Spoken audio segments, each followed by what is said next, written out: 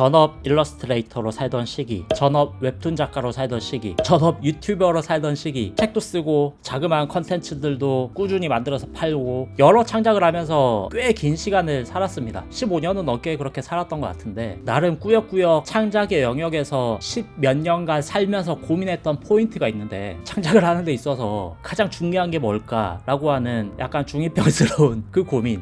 우동이즘.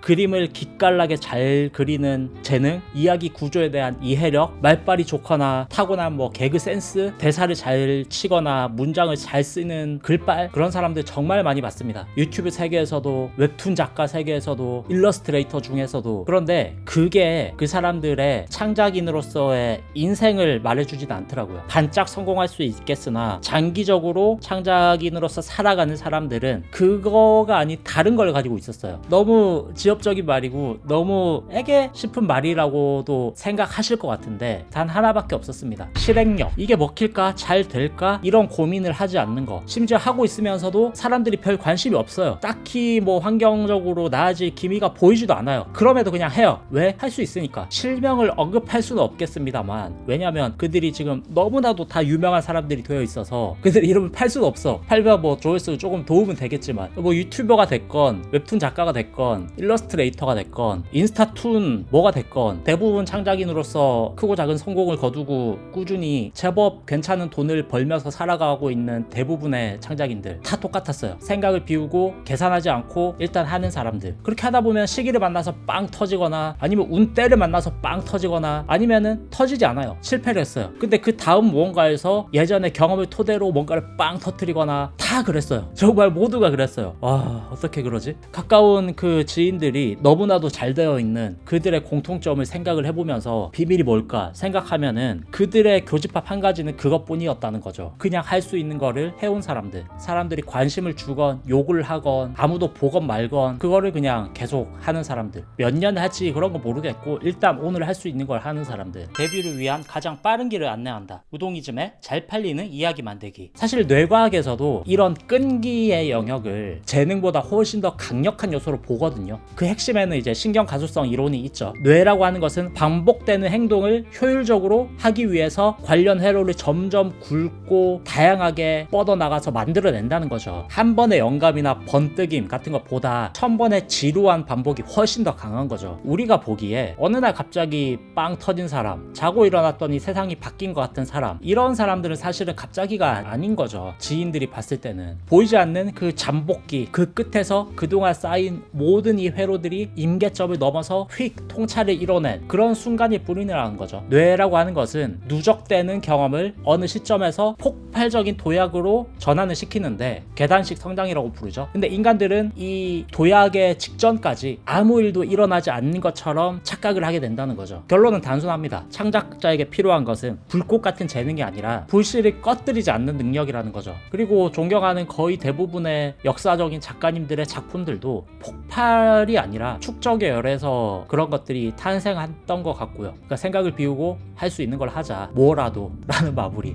늘 즐거운 창작 되세요. 감사합니다.